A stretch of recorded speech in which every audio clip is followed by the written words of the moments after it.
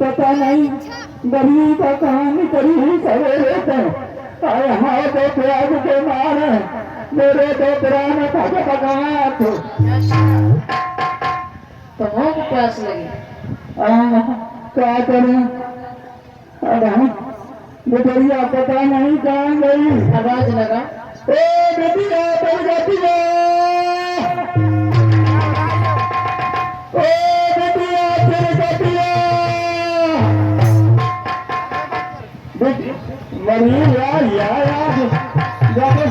गोरे तो मरी कहाँ घरेरे तो निकलिया कहीं जाके घर कहीं जाके घर पता नहीं होते तो ऐसा तो नहीं रहा तो कहाँ जा तो कहाँ नहीं जा जैसी तुम पंचायत लगाती तैसी तुम्हारी बेटियों पंचायत लगा दी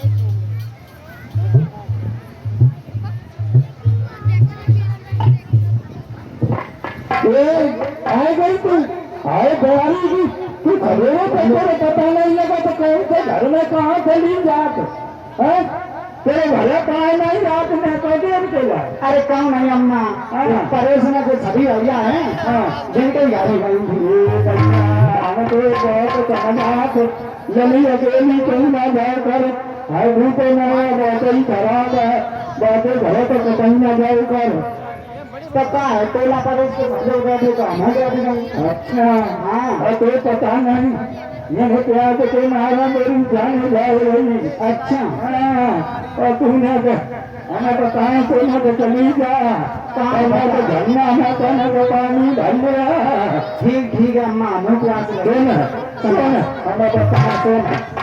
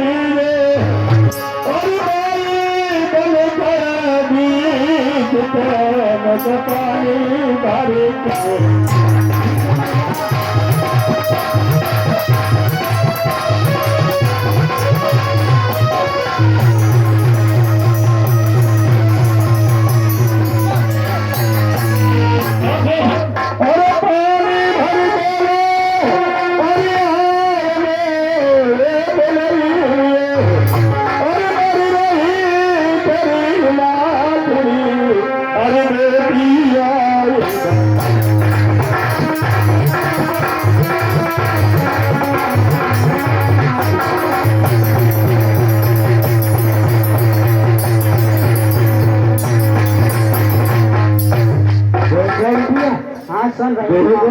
लली ने के जल्दी दी मुझे पानी का पानी धर के लिया भाई मेरे चेला भाजा पकाने और जितनी जल्दी बन सके उतनी जल्दी पानी लाए न बनना हमारे को करा न जात। ठीक है मैया हम जा रहे हैं। तो जा और देख कुत्ता की चाल गई और बिल्ली की चाल ये तुम बैठिए ना। ठीक ठीक मैया ठीक। जा इधर उस प्रकृति ने गागर उठाई है, तो गागर लेकर के अब वो पनघट की ओर चली है पानी लेने के लिए। तो प्रकृति इधर पानी लेने के लिए जैसे ही उस झरना से पहुंची है, तो पानी भरा और भरने के बाद में जब गगरिया पुनः अपने सर पर रखती है, तो उसी समय अब गागर लेकर के चली। तो इधर वो लड़की जा रही और उधर वो आनंद जी जो पानी के लिए भटक रहे थे, जिन्हें कहीं भी पानी नहीं मिला, और जैसे ही उन्होंने देखा कि एक पनिहारी जा रही है तो आवाज लगाने लगे, ए बहन, ओ पनिहारी, हमें थोड़ा सा पानी पिलाई जाओ, मैं प्यास से कब से तरस रहा हूँ, हमारा गला सूख रहा है, हमें थोड़ा सा पानी पिला दो। तो उसी समय जैसे लड़की ने देखा कि हमें कोई पुकार रहा, तो वो और तेज चलने लगी। मुझे लग रहा है कि मुझे कोई बुला रहा है। तो उसी समय साधु ने कहा, बेटी हाँ हमें थोड़ा सा पानी पिलाई जाओ। अच्छा साधु, तुम्हें हमें देखकर ही प्यास लगने लगी? अरे तुमने वन में देखा कि हम अकेली हो इसीलिए प्यास लगने लगी?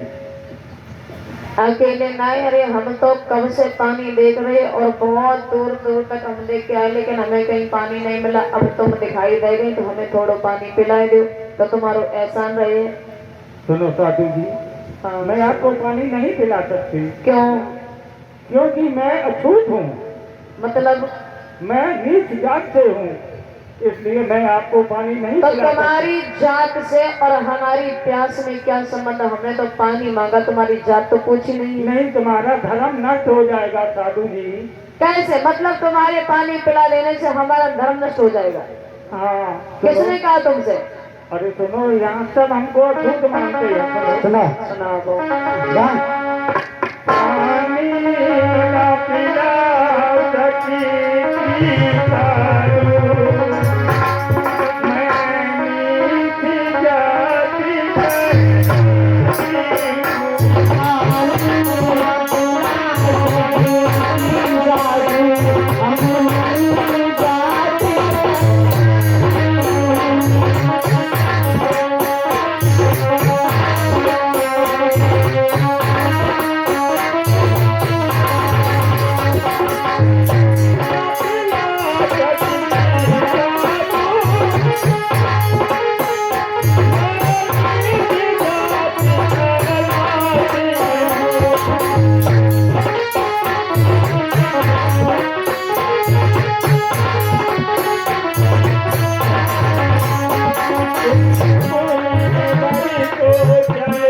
साधु,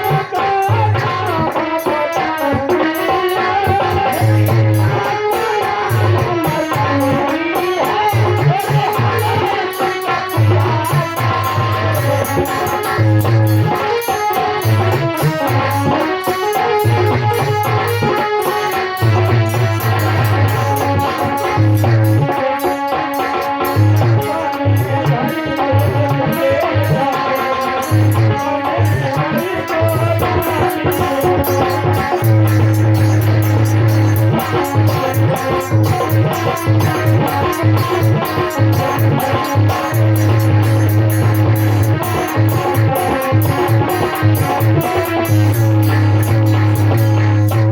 हो साधु जी? सुनो मेरी बात। हाँ तुम मुझे कह रही हो तुम नीचे जात की हो। हाँ पहली बात तो ये तुम्हारी जात से हमें मतलब नहीं है, और हाँ जो हमारे गुरु शास्त्र भगवान बुद्ध हैं हाँ उन्होंने किसी भी जातिवाद को नहीं माना, और उनका धर्म ऐसा है कि उस धर्म में चाहे कोई उच्च वर्ग का हो या नीचे वर्ग का हो, उन्होंने समान ही सभी को एक समान का दर्जा दिया और सभी को एक समान दृष्टि से देखा।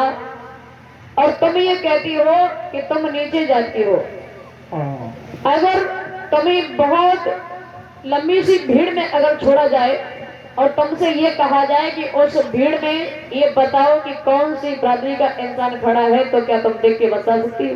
नहीं। और अगर एक बहुत बड़े खेत को जुतवाया जाए और उसमें हर जात के इंसान को चलाया जाए, तो क्या तुम उनके पैर के निशान को देख के बता सकती हो कि वो कौन से इंसान का पैर का निशान है? और अगर तुम्हारे सामने कहिए तो पशुओं को छोड़ा जाए, तो क्या तुम उन्हें देख के बता सकती हो कि कौन सा पशु है, कौन सा पक्षी है? हाँ तो बेटी, जो जातियां होती हैं वो इंसानों में नहीं होती, क्योंकि इंसान सभी एक समान होते हैं। इतना अंतर होता है कि कोई सुंदर होता तो कोई बदसूरत होता, लेकिन इससे ज्यादा किसी इंसान में कोई भी अंतर नहीं है। अगर तुम्हारे हाथ को काटे, हम अपने हाथ को काटे, तो खून का रंग एक ही निकलेगा। और जो प्रकृति जो हमें सुविधाएं दे रही है, अगर हवा भी चलती है तो ये हवा हर जात के इंसानों को सांस मिलती है, और नदी अगर बहती है तो वो नदी का पानी हर जात के इंसानों को प्यास बुझाने का काम करती है। और अगर वर्षा होती है तो वर्षा समान सभी के घरों में होती है। तो जब प्रकृति ने अंतर नहीं किया तो हम इंसान की क्या औकात है जो हम इंसानों की जात बात को देख करके उन्हें उनके बीच में अंतर पैदा कर दे? तो बेटी, हमारी जो संस्था भगवान बुद्ध का धर्म है उसकी ये पहचान है कि बौद्ध धर्म की क्या पहचान, मानव मानव एक समान। तो हमारे लिए ना तो कोई ऊंचा है ना कोई नीचा है, अगर कोई है तो एक समान ही है। और मैंने भी तुमसे सिर्फ पानी मांगा है, तो अगर जातिवाद को लेकर के तुम्हारे मन के भ्रम दूर हो गए हो तो हमें थोड़ा सा पानी पिला दो। ठीक है साधु जी, आप पानी पीना चाहते हो तो पी सकते हैं। आज उसी समय जब प्रकृति को समझाया, क्योंकि उसके देख करके लोगों ने उसके लिए नियम निकाले थे कि जो शूद्र वर्ग के लोग हैं वो कभी नगर में तो घूम सकते हैं, और अगर घूमेंगे तो कमर में झाड़ू होगी, गले में हांडी होगी। तो ऐसे वो लड़की इसी प्रकार उन साधु से इनकार करती है कि मैं तुम्हें कैसे पानी पिला सकती हूँ। तो उसी समय साधु के समझाने से उस लड़की ने तुरंत ही उनकी बात मानी और पानी पिलाया। पानी पीने के बाद में अब आनंद ने कहा कि बेटी, आज तो हमारे जीवन को तूने बचाया है, क्योंकि प्यास से मैं तड़प रहा था और पता नहीं मैं जीवित रहता भी या नहीं, क्योंकि हमारा गला सूख चुका था। तो उस समय उस लड़की ने पानी पिलाया तो धन्यवाद किया कि बेटी, आज तूने हमें पानी पिलाया है और तो हमारे जीवन में एक फरिश्ता बन के आई है, हमारी मसीहा बन के आई है। और जा बेटी, तो हमेशा जहाँ भी रहे हमेशा खुशहाल रहे। तो इन्हीं शब्दों के साथ में आनंद वहां से निकले। और जब आनंद वहां से निकले तो कुछ दूरी पे जो एक वृक्ष खड़ा हुआ था, उस वृक्ष के नीचे बैठ गए तो ठंडी ठंडी हवा चल रही थी। तो उसी समय अब आनंद संगाटी बिछा करके वहां पर बैठे, तो फिर अब आलस आने लगा तो वहां लेट गए। और जब आनंद जी लेटे तो उसी समय अब उनकी आंख लग गई, और तब तक वह प्रकृति जिसने पानी पिलाया अब वो देख रही है कि आनंद जी, वो कनक साधु जी कहाँ गए जो बड़े सुंदर थे। कितनी मीठी मीठी, कितनी मीठी मीठी बातें करते थे। आए भैया, पता नहीं साधु कहाँ चले गए। वे तो मेरे मन में ऐसे बसी है, क्या करें अब हमारे, न ऊपर को तुरंत जा रहे न नीचे कहाँ। आया साधु गए तो गए कहाँ। आए भैया, ये ढूंढ लेंगे तो नहीं है, आए यूं नहीं है। और जहाँ आनंद लेते थे। अब प्रकृति उनका पीछा करती करती वहीं पर आकर के पहुंची और जैसे देखा कि ये तो बेटे दैया ये तो इन बैठे कैसी आराम की नींद ले रहे, कितने ब्यूटीफुल लग रहे। हाय हाँ। उसी समय अब आनंद ने उसकी बड़बड़ाहट सुनी तो उसी समय उनकी आंख खुली और उठ के खड़े हुए तो कहने लगे, अरे बेटी हाँ तुम अबे घर नहीं गए? हम? हाँ। अच्छा तुम बहुत तैयार हो, पानी तो खूब मीठी मीठी बातें करके पी लो, अब हमसे कल घरे जाओ।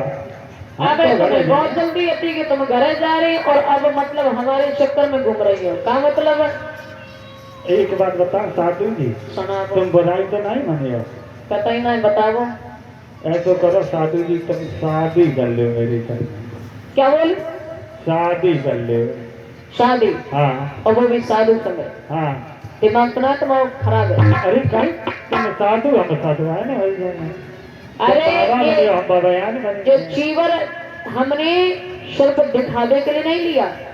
हाँ। मैं भगवान बुद्ध का परम शिष्य हूँ और उनके शीलों का पालन करते हैं और जो साधु संत होते हैं वो किसी से विवाह नहीं करते हैं, क्योंकि जो मोह माया के बंधन से मुक्त हो जाते हैं तो वो पुनः मोह माया के बंधन में नहीं पड़ते हैं। इसलिए अगर तुम्हें शादी करनी है तो अपने माता पिता से जाकर के कहो और तुम्हारे लिए अच्छा सा घर बल ढूंढेगी और तुम्हारे लायक एक वर को ढूंढेगी, उसके साथ में तुम्हारा विवाह किया जाएगा।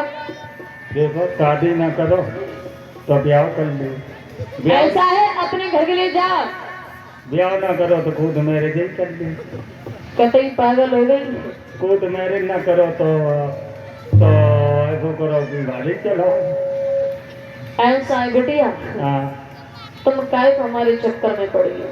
कहीं हमारी न रहने का ठिकाना है और न खाने पीने का इतना पर्याप्त भोजन है, मांग मांग करके भोजन करते हैं, दर दर की ठोकर खाते हैं।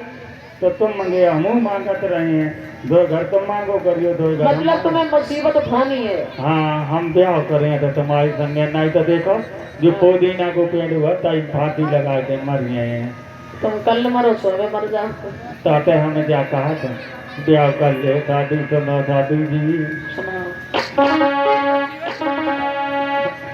अरे जो तुम कहो करे अमरवरी, अरे तुम संग प्रीत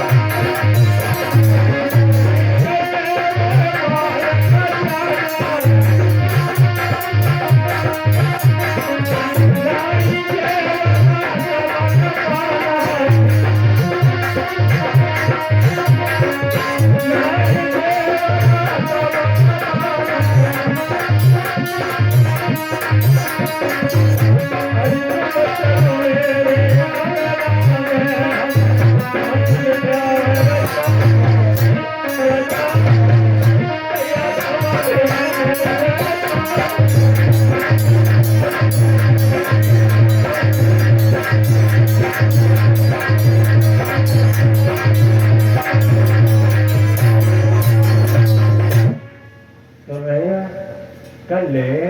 काहे को तुम पागल हो?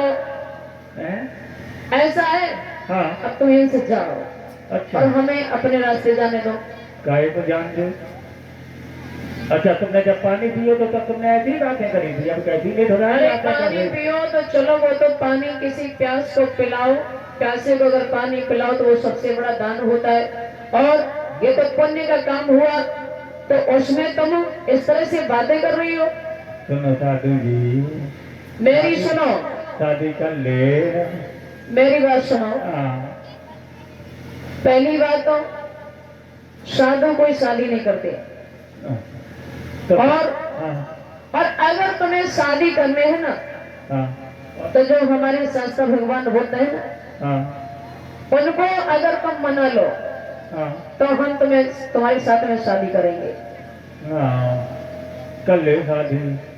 हम क्या करें, हमारी बात सुनो। हाँ, अगर जो हमारे शास्त्र गुरु है ना, हाँ, उन्होंने अगर अनुमति दे दी तो हम शादी कर लेंगे, बस तुम्हें उन्हें मनाना है। अच्छा, हाँ।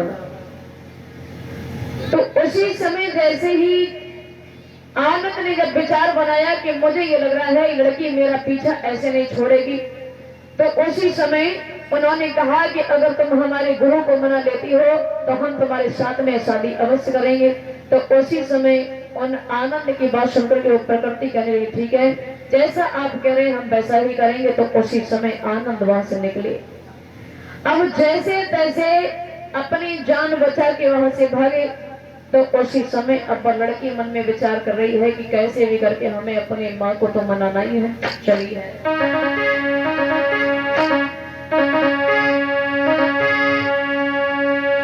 चले भाई पन घाटी से पनहरिया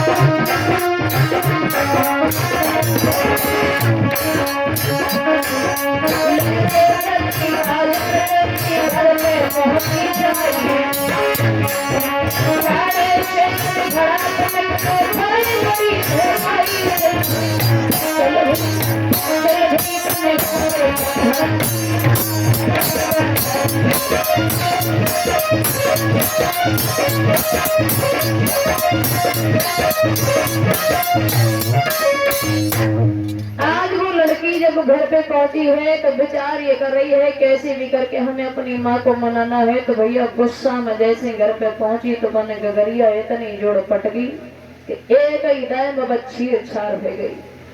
उसी समय अब अम्मा ने वैसी आवाज सुनी। सोई तुरंत वो अम्मा आई। अम्मा हमें जा लगा तुम्हारी छत की धरना टूट गई।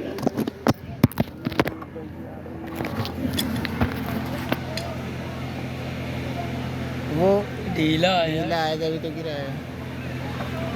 अरे उसमें ना वो फ्री हो गया। अब भैया वो लड़की लेटी हुई है।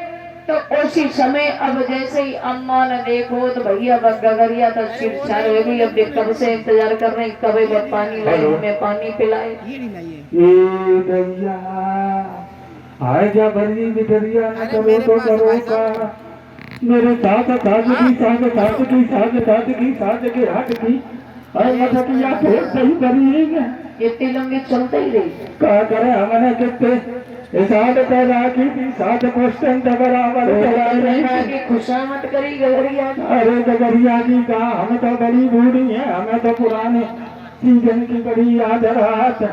अच्छा हाँ अच्छा जब पूछो जैसे थोड़ी का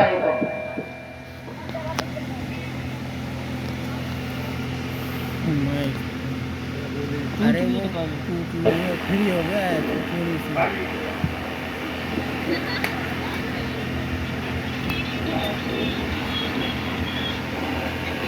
अरे हे